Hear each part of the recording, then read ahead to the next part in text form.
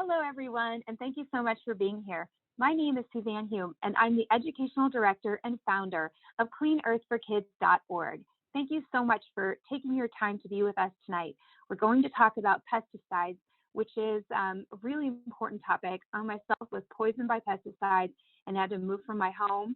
I've been able to start a nonprofit and make a lot of progress because of the fabulous people here tonight and others. So thank you so much. So I'll start by introducing Anna.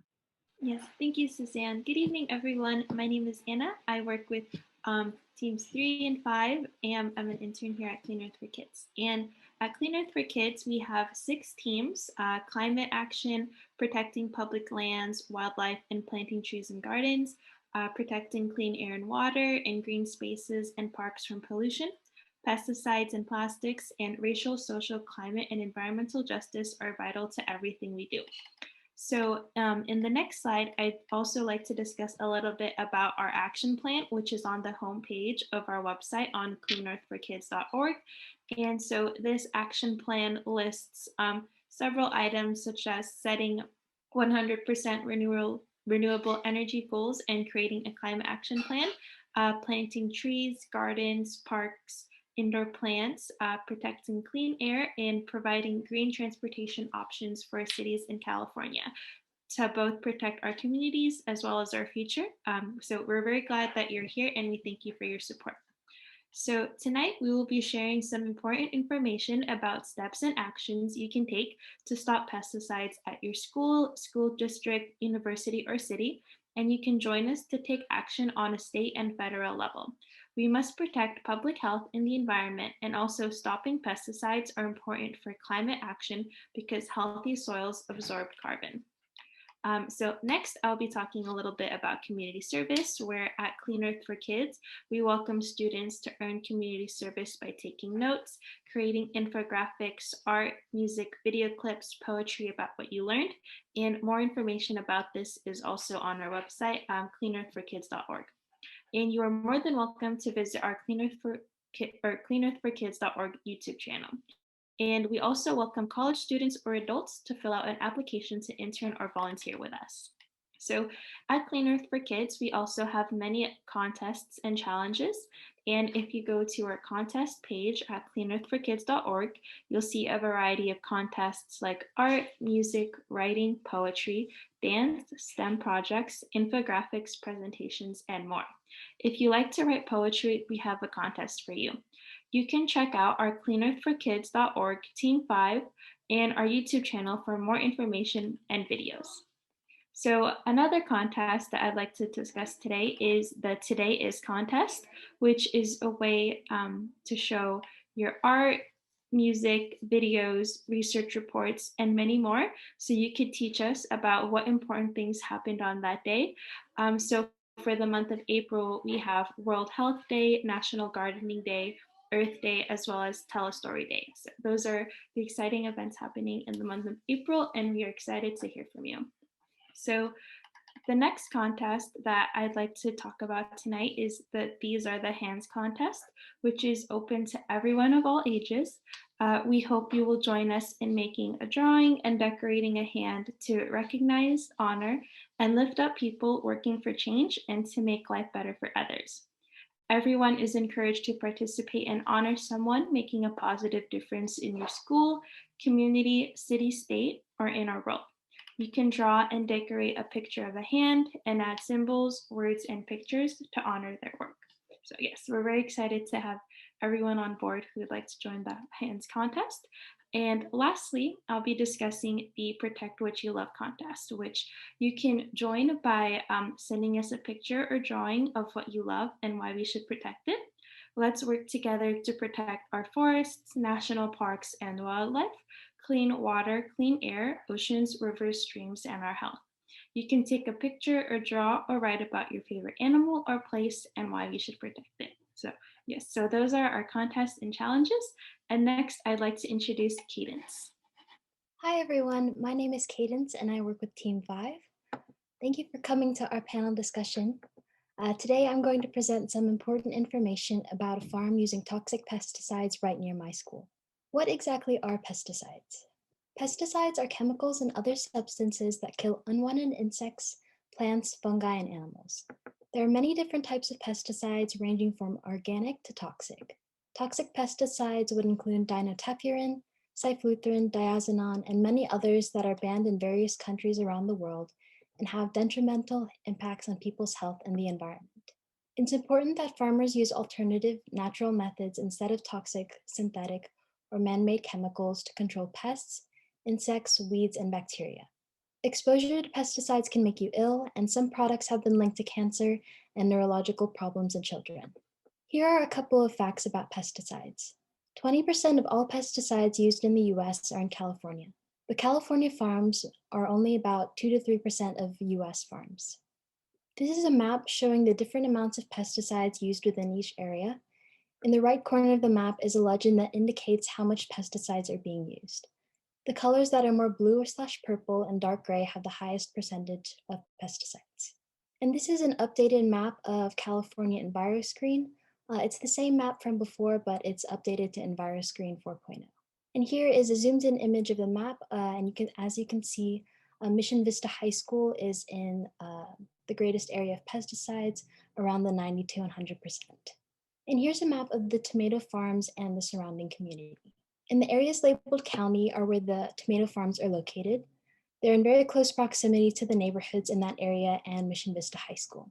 There are even houses located right along the border of these farms where these pesticides are being used. It doesn't have to be this way. There are organic farms not using harmful pesticides. There are farms using permaculture and techniques to help the soil, prevent pests, and grow food how it was meant to be grown. Commercial farms planting only one crop at a time in a very large area and using large tractors to cover areas quickly are creating more work because the soil needs to be healthy in order to grow healthy, strong plants that are more pest resistant. There's more information about alternatives to pesticides on our website and George Kerman's video on our YouTube channel. And this image is a screenshot taken from a website called trackingcalifornia.org, which indicates how many pesticides have been used in certain areas in California. Mission Vista is located in the dark red area, which has the highest amount of pesticides, greater than 8,141 pounds. And this is a spreadsheet created by Clean Earth for Kids that depicts all of the pesticides that have been used in 2019. Hundreds of thousands of pounds have been sprayed on West Coast tomato growers' produce. There are different types such as fungicides, insecticides, nematicides, herbicides, and more. A number of these pesticides are so dangerous that they have banned in many countries around the world. For example, diazinon has been banned in 32 countries, cyfluthren has been banned in 29 countries, dinotefuran, lambda-cyhalothrin, and fenfluramine, all of which are banned in 28 countries, and methomel, which has been banned in 12 countries. And these are just some of the ones that have been banned, which don't include all of the pesticides that are harmful to people's health. Just because these pesticides are legal in the US doesn't mean that they are safe. And this is an image of pesticides being sprayed onto the tomato farms near Mission Vista. Here's another image of pesticides being sprayed by a helicopter. Since this picture is taken from Mrs. Suzanne's balcony, it really shows how close some homes are to the use of these pesticides. Mrs. Suzanne was impacted by these pesticides before, and her doctors advised her to move out of the neighborhood. And even though she doesn't live here anymore, she and everyone at Clean Earth for Kids are still really concerned about this problem. Thankfully, there was a buffer zone order put in place to put space between people and pesticides. But this was only during COVID because students were home from school. What about infants and children under 5 who may be at home during the day with their parents and grandparents or a childcare worker? Governor Newsom made an order on May 7th about the use of pesticides near homes and schools during the COVID-19 situation. It was to strictly enforce all applicable pesticide health protections around homes and schools during the COVID-19 emergency. Pesticide applications are prohibited when there is a reasonable possibility of contamination of people not involved in the pesticide application process. There's another regulation that has been in place since January 1st of 2018. The minimum distance between pesticide application and the school site must be 1/4 of a mile or 1,320 feet for higher drift applications such as aircraft. What is an IPM? An IPM is an integrated pest management, which is an effective and environmentally sensitive approach to pest management that relies on a combination of common sense practices. In an IPM, there are alternative and safer ways that a company could eliminate pests that don't harm the living beings in the environment. And we will be talking more about cities and school districts that do not use any chemical pesticides. We have examples and ideas for you. We also will be talking more about IPMs or integrated pest management plans that you can help your cities to pass. Change happens through people working for it. Please help us to make a positive impact on people's lives. We can create lasting change by making new policies that will protect people today and future generations. And here are some ways that you can help. You can inform students, staff, and people in the community about this pressing issue, support Clean Earth for Kids in the new, stronger integrated pest management program, which we're hoping the city will make the farm comply with, write a letter to the county, write a letter to the city of Oceanside, and write a letter to the Vista and Oceanside school boards. We acknowledge that the Vista Unified School District has made some progress in stopping the use of some of its toxic pesticides, but there's definitely more to do. We're here to help, and there are examples on our website. Vista, Oceanside, and other school districts list toxic synthetic pesticides like 2,4-D, which are linked to cancers like lymphoma and sarcoma, and can cause severe irritation even in acute exposure. 2,4-D is known to drift. We need to stop the use of this pesticide. We are contacting City Council members to work on an IPM for the city and also to potentially get rid of the use of toxins in the city schools. Hi, I'm Hannah. I'm a team member for Team 3 and Team 2. So how I got to stop pesticides at parks was going to Oceanside City Council meetings with my teammates and my members, and we spoke about how toxic the chemicals are and how it could poison us and damage our lungs and could cause us cancer. And what this means to me is so much because I like going outside, playing at parks with friends, going on swings. Like outside is so beautiful, and the things that you could do to get rid of the pesticides is get the list of what they are, where and when the pesticides are being used. For the city, fill out a free public records request form on their website compared to the PAN spreadsheet for banned pesticides. Look up active ingredient of pesticides used and pick yourself off the floor, roll up your sleeves, and get to work. Yes, and this is what we did, right?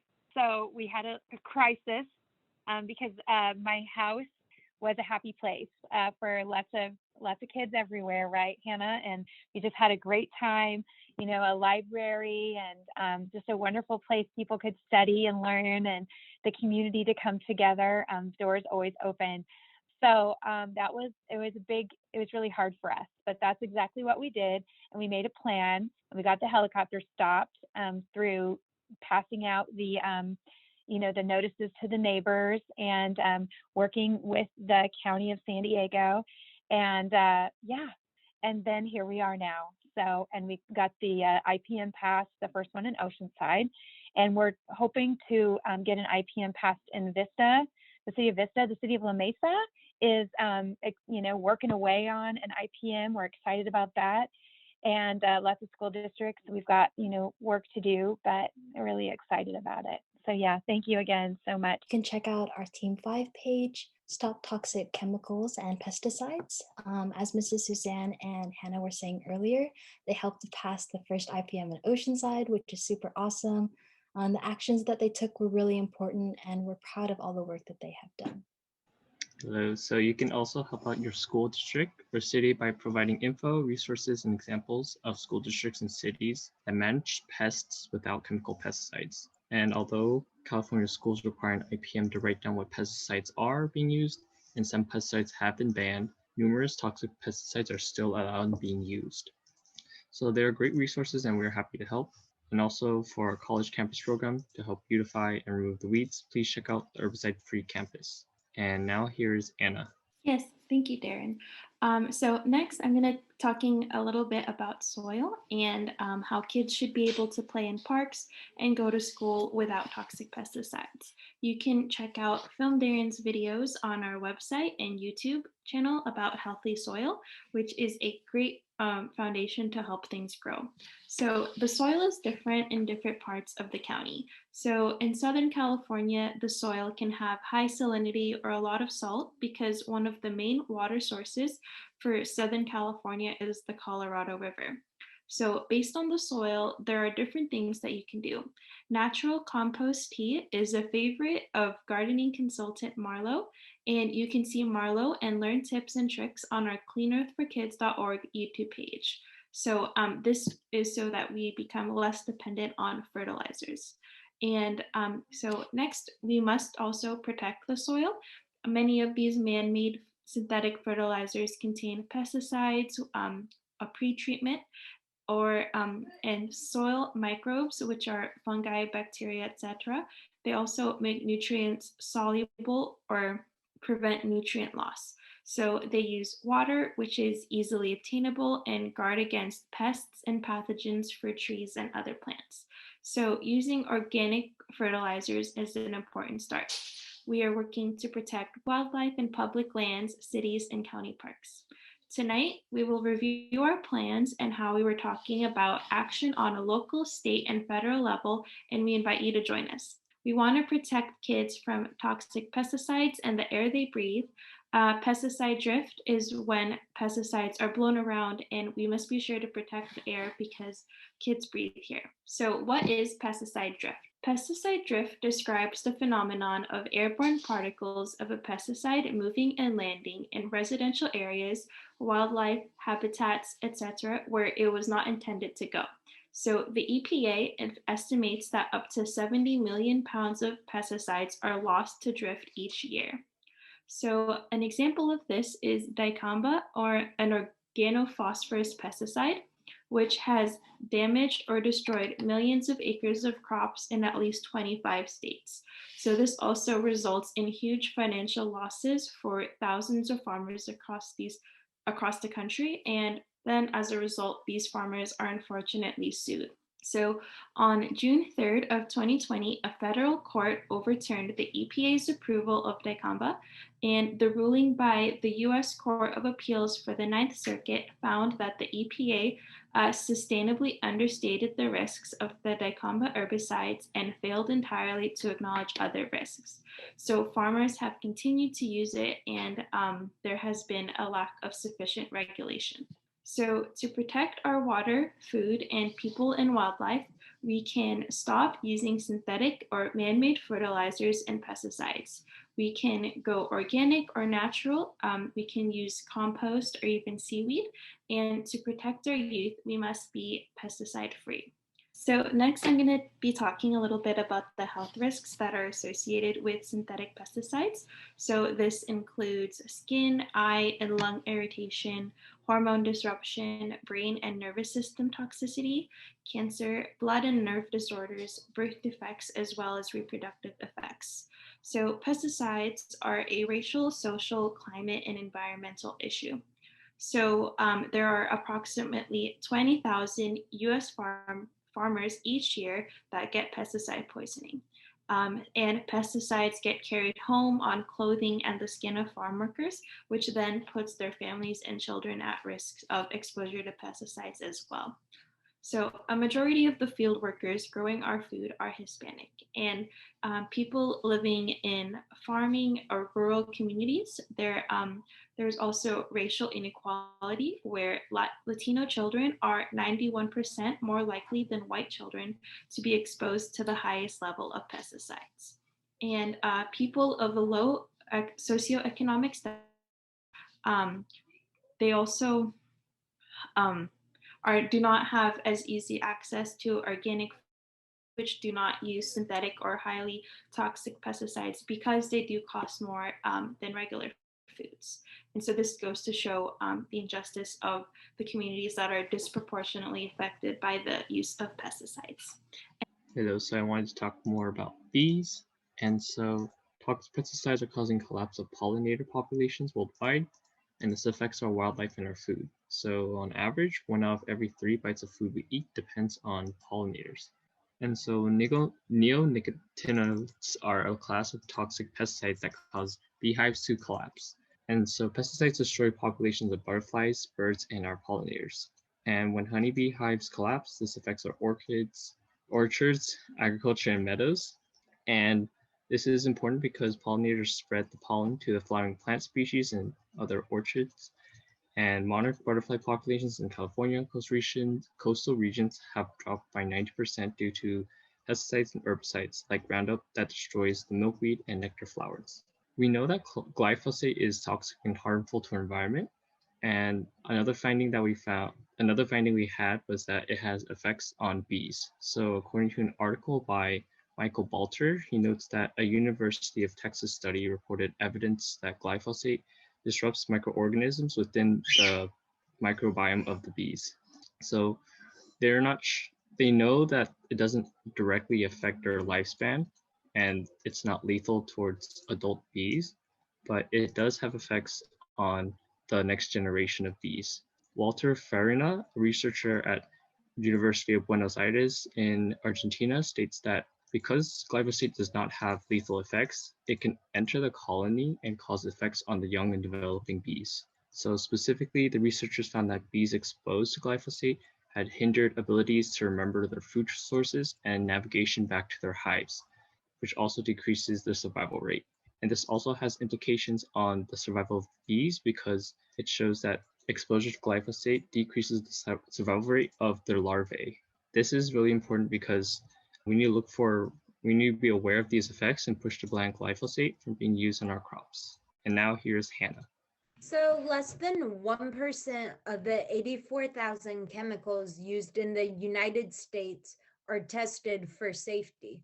According to the Center for Effective Government, a nonprofit based in Washington, D.C. Many pesticides are being used in the United States or banned in many other countries. A list showing which countries have banned certain pesticides was complied by PAN Action Network, along with Beyond Pesticides and many other organizations. Very important work. You can see it on cleanearthforkids.org. One example is clopyralid. We use 1.6 million pounds of it each year. It endangers the health of people, severely irritation to the eyes, mouth, and skin, and animals. Developmental reproductive effects, including skeletal abnormalities, damage to livers and kidneys, and weight loss. Contaminate mulch and compost, which they can cause damage to sensitive plants at levels of 10 parts per billion.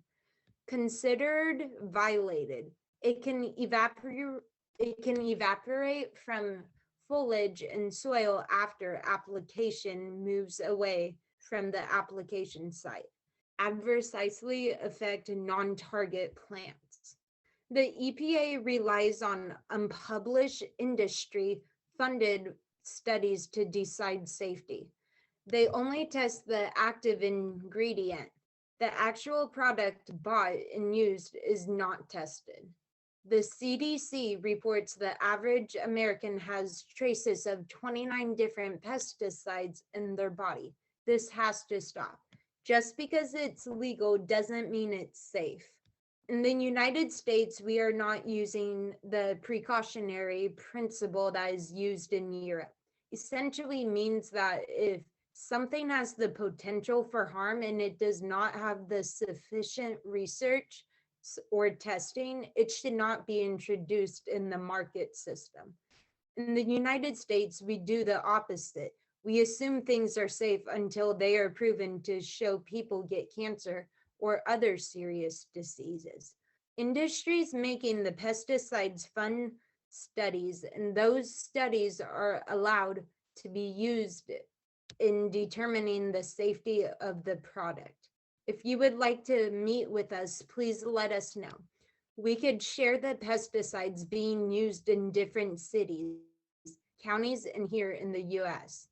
We get this information by requesting public records. We research the pesticides, then we look at the list of pesticides that are being banned in other countries. We would like to talk to you about a local problem here in the county of San Diego and city of Oceanside. Toxic pesticides are being used near schools and neighborhoods, no longer safe for people to live in these places or learn.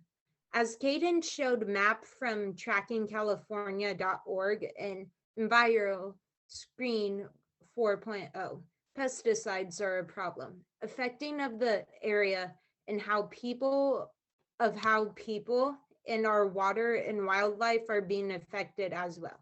We hope you can join us to protect students in this community and other communities across California and the US. Here is Anna. Yes, thank you so much, Hannah. So, the health and safety of the children, expectant mothers, and other people who are at a higher risk, and students, along with everyone in the community, should be the #1 priority. Please help us do everything we can to protect the health and safety of these people, the animals, and the environment. If you're interested in getting involved or have ideas, you may write them in the chat or contact us at cleanearthforkids.org. So next, I'll be talking a little bit about the Cal EPA, which is the California Environmental Protection Agency, whose mission is to restore, protect, and enhance the environment to ensure public health, environmental quality, and economic vitality. The Cal EPA develops, implements, and enforces environmental laws for air, water, and soil quality, along with pesticide use and recycling and reduction. So their meeting schedules for the public can be found on their website. And next, I'll be talking about the California Department of Toxic Substances Control, also known as the CDTSC, whose mission is to protect California's people and environment from harmful effects of toxic substances by restoring contaminated resources, enforcing hazardous waste laws, reducing hazardous waste generation, and encouraging the manufacture of chemically safer products. And next, here's Darren to talk a little bit about CDPR. Hello, so California DPR also stands for California Department of Pesticide Regulation. And their goal is to protect human health and environment by regulating pesticide sales and use, and by fostering reduced risk pest management. They manage and address issues related to new pesticides going on in the market and regulations for its use on their crops and public spaces. For pesticides to be in the market and allowed for use, it must first register with the EPA, including information about active ingredients in the pesticide, and then they use this information and existing research to decide whether the pesticide will be passed or not. As pesticides are on the market, they will continue to monitor air, groundwater, and surface water to identify any violations or trends in the pesticide usage. And next is back to Anna. Yes, thank you, Darren. So I'm going to go a little bit back to what Cadence was talking about, which was what is an IPM, which is an important document that documents methods that may be used on pesticides. An IPM is a tiered ecosystem-based strategy that focuses on long-term prevention of pesticides without using chemicals. It uses a combination of techniques. So prevention controls, which can remove sources of food, water, and shelter, and etc. Cultural controls, which use water and fertilize properly, use pest-resistant plants. So next would be biological controls such as ladybugs, bats, goats, etc. And next would be physical/mechanical controls such as weeding, sweeping webs, mulch, etc. And lastly would be non-toxic substances. So the city of Malibu passed an earth-friendly IPM in 2013, and the city does not use synthetic pesticides or fertilizer on any of their parks, buildings, or lands. And the city council is currently working on banning all synthetic pesticides within the city limits. So the city of Oceanside as mentioned earlier, also passed an IPM, which is wonderful, but it does have some issues. Some of the problems being that it allows synthetic pesticides, it allows EPA rated 1 and 2 level toxic pesticides to be used. It only requires maintenance supervisor approval for use of dangerous pesticides with no training requirement for human health effects. It does not specify buffer zones, and it does not use enough signage or info on the website. And I'd like to thank you so much. So as far as just to say, so fantastic, and you're exactly right. So those are the 5 problems that we have with the piece of paper that's the IPM, right? So a city or school district can have an IPM but still use toxic pesticides because it's an IPM is a document. You know, you're supposed to plan and protect, just like Anna was saying, right? To think about, you know, how you can change things so you won't get these pests. Well, for some, an IPM is just a piece of paper to write down what you're using, unfortunately. But I don't think that that's the case in Oceanside. We do have some problems, which are listed here on the left side, which we would like to address with them. And then for like the city of La Mesa and others, we are in Vista and all of this, we definitely want to correct the problems on the left side. So hopefully that synthetic pesticides are not used at all. Synthetic means man-made, of course. So as far as we know, there aren't any pesticides, toxic pesticides, synthetic pesticides being used in our parks here, and we have over 40, or in the right-of-ways. We've seen people pulling weeds. We've seen people using other strategies as we've driven by. So we've requested records from Oceanside, and we're still waiting. And the reason why I think we haven't received them yet is because in Oceanside, we were able to pass an IPM that also included leased lands. So in other words, if Oceanside owns the land but leases it to somebody else, and managed lands. So that is what we want to see in all IPMs. So I'm super proud of that aspect. So we're waiting. So we'll let you know, and hopefully we're going to have really good news. One thing that is really important to say is that how Cadence and Anna and everybody was talking about the tomato fields. I mean, you saw the helicopter spraying that and how Hannah helped stop the helicopter and all that great stuff. Well, that tomato farm is actually in the city of Oceanside, but the city of Oceanside only owns one like strip of it. So the tomato fields said that they were complying with an IPM, and an IPM means that you write down what you're using and you try to say, oh, there's this pest, so I'm going to do these natural things first. So like Anna was saying, and Cadence, it's a tiered approach to where, okay, I tried this didn't work, what else am I going to try?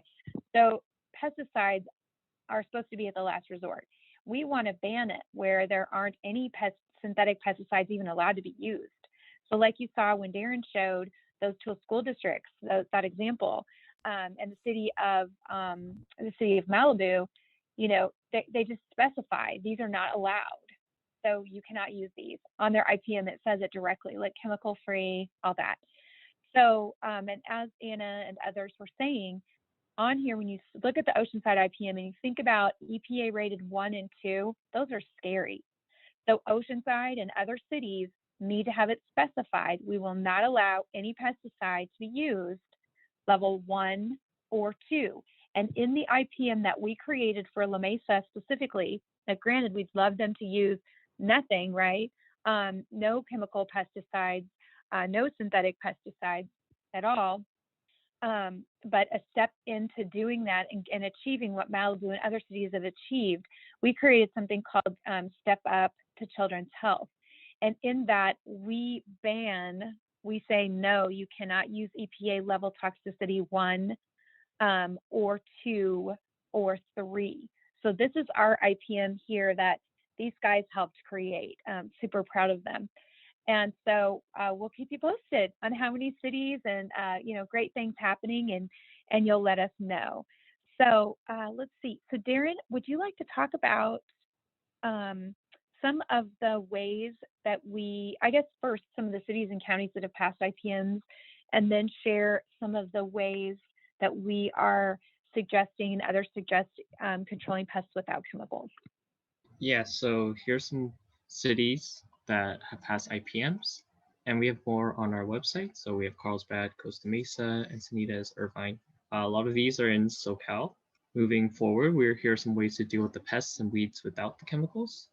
And so we have rosemary, which repels ticks and fleas, peppermint, which repels ants and mosquitoes and spiders, catnip repels mosquitoes, marigold repels aphids and mosquitoes, basil repels mosquitoes and houseflies, lavender repels moths, fleas, houseflies, and mosquitoes, and we have many more. And you don't need to use all of them, but these are just some things you can use if you have a problem with some of these bugs. These are very natural ways we can use instead of using toxic pesticides. And I'd also like to talk a little bit about the paraquat papers. And because of a lawsuit, the paraquat papers have been shown that they were kind of using this thing called, or what we would refer to as bad science. And what I mentioned this before was that they didn't report on all the ingredients that could affect individuals. And so by doing so, they falsely made their product safe.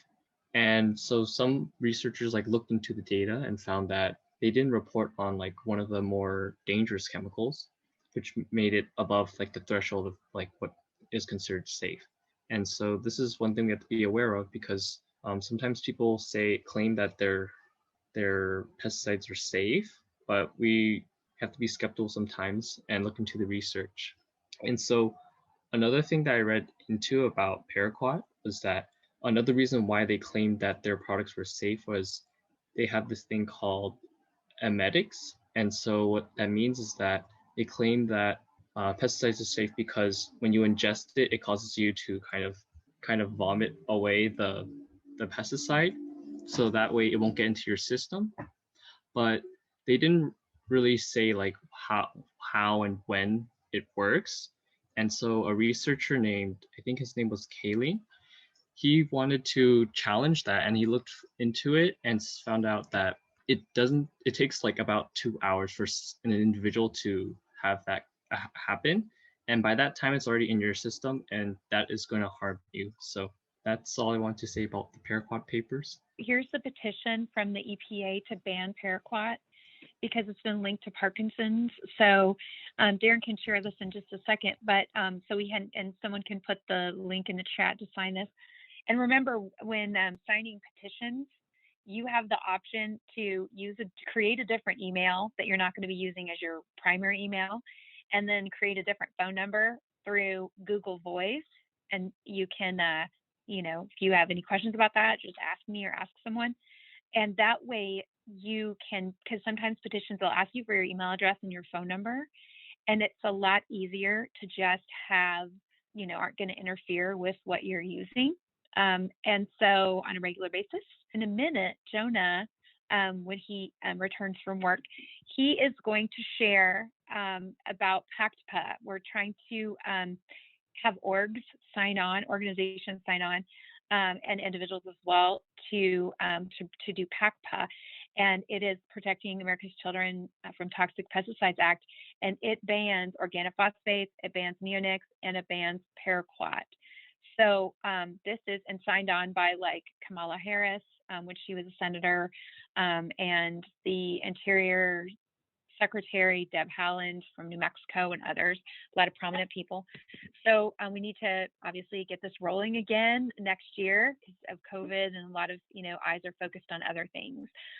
So anyway, so Darren, if you could share this petition, and then also, I think if you could also, Darren, you talked about the paraquat papers, but there's also Monsanto papers, right, that talk about the harms that Monsanto did with glyphosate, and with the things that they've done. So anyway, so if you'd share the petition, and then maybe speak a little bit more about that, and then John W. can share the glyphosate petition, or you can share that. Thank you so much. Yeah, I shared the link to the petition in the chat. And so we want to tell the EPA to ban paraquat, an herbicide linked to Parkinson's disease. And it's also just very harmful in general to people because they have found a lot of cases where people have accidentally ingested it and it caused their death. And so paraquat is already banned in 32 countries, and millions of pounds of paraquat are still being sprayed every year in the US. So according to the EPA, just one sip can kill, and exposure increases the risks of Parkinson's by 200 to 600%. And for those of you who do not know, it is a neurological disease that hurts nearly 1 million Americans with no treatment cure. Next was John W. to talk about glyphosate. Hi, thank you so much, Darren. I'm John Williams, and I'm going to be talking about glyphosate. So, yeah, glyphosate is another very harmful chemical. It's shown to harm 93% of endangered plants and animals, and it's also linked to non-Hodgkin's lymphoma, as well as other cancers. So the World Health Organization classifies glyphosate as probably carcinogenic, which does not sound good by any measure. This means that there's evidence to prove that it's carcinogenic. It just hasn't gone through the complete process. But once again, I mean, that they probably said the same thing about cigarettes before they could prove it. But this is something to be very worried about. Mexico's ban of glyphosate is under attack by Bayer, CropLife America, and other agricultural and pesticide corporations, because obviously this isn't good for their business when countries are realizing that this chemical is very harmful and banning it. I'll put a petition link in the chat. It's about respecting Mexico's ban on glyphosate. This is very important because these U.S. companies are, and I believe Bayer is actually a German company, but they're trying to exert their power over these countries, which is really, really not good. So please sign that. I'll also send a link on glyphosate lawsuits and where glyphosate is already banned. And for more info, I'll also send this. It's about Bayer and how they're trying to overturn the Mexican glyphosate ban. So if Joan is on here, and I'll pass it over him to talk about PACTPA and SEPA. All right, great. Yeah, so for anyone who doesn't know what PACTPA is, it's an acronym for Protect America's Children from Pesticides Act of 2020. So is like Suzanne was saying, it was introduced by Senator Tom Udall. And it's basically sort of regarding the fact that pesticides used next to schools and homes can have serious health effects, especially on people with breathing conditions. So the sort of goals of PACTPA are to ban all organophosphates and neocotinoids, which are both neurotoxins that both harm our brains and disorient bees. So extremely, extremely bad for our civilization and the environment as well. It also bans paraquat, which we were previously talking about. It also closes loopholes that companies often use to get by these pesticide regulations. It also suspends and reviews pesticides deemed unsafe by Canada or the EU. So this is important because the EU uses the precautionary principle, which is basically where you have to prove that it's safe before you use it. It's not that you can use it until you prove it's unsafe, like we saw with cigarettes. So it's sort of that same principle. So by taking advice from our peers across the pond or in Europe, we could really review a lot of pesticides and come up with a lot of new research as to whether they're safe or not. And it also prohibits the use of banned pesticides that have already been purchased. So some laws say, oh, you just can't purchase it anymore, but some of these companies have massive stocks, and even if a pesticide becomes illegal, you can still put it over your field, which is not okay. When something is deemed unsafe, it should not be allowed to be used. It's not just that it should not be allowed to be purchased, right? And then finally, PACTPA also requires product labels in both English and Spanish, which is important because some farmers that only speak Spanish, they might not be able to read the labels, which is very detrimental. SEPA is, moving on to SEPA, it's Saving America's Pollinators Act. So as many of us know, America's pollinators are not really humans. There's no job to be like a pollinator. I guess maybe there is, but America's pollinators are insects, mostly insects. So this includes bees. And it would put much needed regulations on pesticides that can or have contributed to the die-off of pollinators. So without pollinators, an enormous percentage of the food we consume would no longer be able to be produced, right? Because in order for plants to reproduce, they need to rely on these pollinators to bring pollen from one plant to another. And known bee toxic pesticides, which is imidacloprid, clothianidin, a lot more difficult names to pronounce. But you guys can also go and research these chemicals afterwards. So these are known bee toxic pesticides.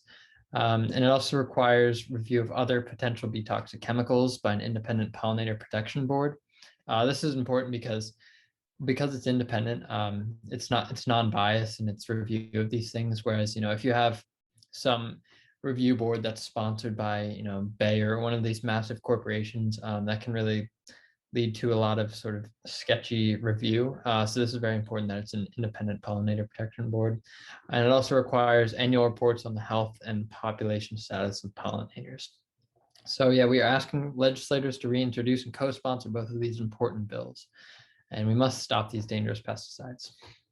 Now I'll pass it off to Anne. Yes, thank you, John Willard. So next, I'm going to talk about one petition. If you'd like to participate, is to please ask the EPA and the Biden administration to protect drinking water from PFAS, a class of over 5,000 chemicals, including PFOA, PFOS, and Gen X. So PFAS contaminate 2,337 known sites in 49 states and are linked to cancer, lower birth weight, thyroid disease, and other health problems. The EPA must set a safe standard for PFAS in our drinking water. Also, this would list PFAS as a hazardous substance under the Superfund program to speed up cleanup. So I will include the petition link and more info about this in the chat. And yes, we'd love for you to participate and take on this action. Thank you. So thank you so much for that. And well, for sharing, of course. Thank you guys for being here. I'll be staying on the call if people want to ask any questions. We're here. These guys will probably want to hop off. So a belated happy birthday to Darren C. So happy birthday, Darren. And we all love your new haircut. Looks awesome. Anyway, so glad you're here. And thank you for digging into the Paraquat papers. And Anna, thank you so much for helping out, stepping up and taking on extra things, of course, as you always do as a fantastic project manager for Clean Earth for Kids. So thank you for doing that. And Cadence, outstanding presentation. Super excited for you to be sharing this with the school district. You've already met with your principal and contacted the superintendent, and that's why, right? Or that's why we believe that many of the toxic pesticides were stopped at Vista because of your advocacy and our advocacy and the other students as well. So that's super important. So great job, but there's still, more to do. So we've got all kinds of things to do. And John, I hope your test went okay tonight. Did it go okay? Yeah, it was great. Thanks. Yep. Yeah. How was and John, by the way, you guys, John had a Chinese competition this weekend. How was that? Oh, it was great. I got it? a bronze medal, so that was pretty good. Oh, wow. Okay. And you guys, on our website, he made a Protect What You Love poster in Chinese. So when you go to our contest on Clean Earth for Kids, you will you have the opportunity to see his work in action translating our stuff into Chinese, which is super cool. So yeah, if you have any special skills, guys, speak languages and stuff, then please get on. That's awesome. Okay, so our next steps are to just continue to work hard. Thank you so much.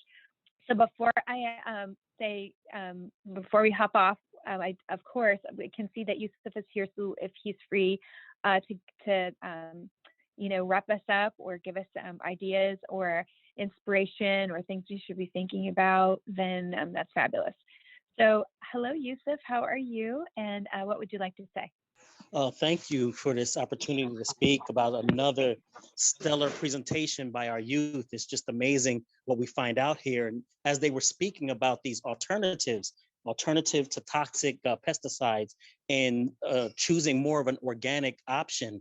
And it was amazing. It crossed through my mind that these kids they're organic beings. Of course, they prefer organic types of solutions to what we're doing. Of course, they're natural beings, and they're interested in natural solutions to what we're doing that will protect our bees and protect our ladybugs and protect our environment in so many ways, our birds and our children. Is just so amazing how they tie it all into the natural solution to what we're doing.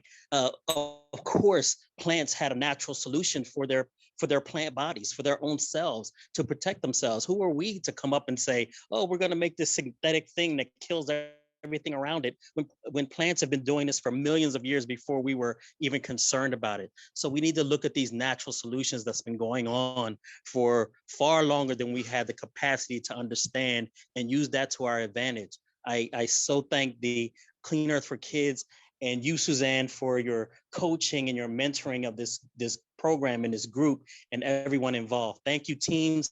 Thank you, everyone who showed up. I really appreciate the knowledge and information. So yes, of course. So thank you, Yusuf, and thank you to whoever said thank you so much. Of course, right?